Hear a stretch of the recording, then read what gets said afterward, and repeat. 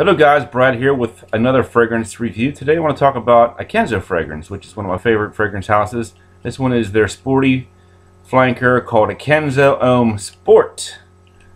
This one came out in 2012 along with many other sporty flankers because of the Summer Olympics tie-in, and it is classified as a woody spicy. Top notes of grapefruit, mint, and lemon. Middle notes of geranium, ginger, and various spices. And in the base, cedar and vetiver. Over base notes, we had 3 reviewers talk about this one. 2 were positive, 1 was neutral. So inside the card here is what you got here. It just says natural born athlete, fresh aromatic, mint, ginger, cedarwood. So I got a couple of these spray samples, and they're not very generous samples by any means. I think they're each about 1 ml. So I had 2 mLs, which gave me 3 wearings. So my thoughts on this fragrance. Well, pretty much what you see is what you get here. Is a very minty citrus in the opening.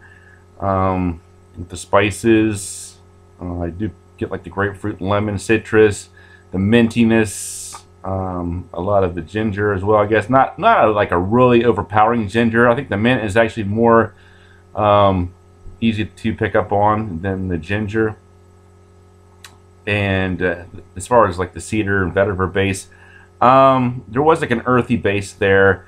To me, it was probably more along the lines of, say, like a bamboo, because this is a Kenzo fragrance, and I think there is some common tie-in to other Kenzos. So I'm going to say more of like an earthy bamboo base. It didn't really remind me at all of the original Kenzo Pour Homme, which I thought was a terrible aquatic myself. This one is actually much nicer and easier to wear, I think. Some people do compare it with the Kenzo Woody fragrance, and I can see that a lot more than the original Kenzo Homme.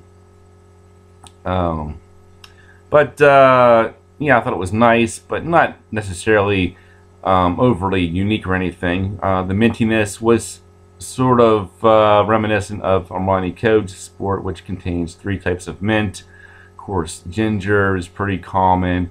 So just another sporty fragrance in the mix there. Nice, but doesn't really set itself too much apart from the pack. I still think like Bleu de Chanel or Voyage de Hermes are probably like my sporty fragrances of choice, with this one being sort of, you know, secondary, along with like Armani Code Sport, Issey Miyake Sport, and so on, Burberry Sport.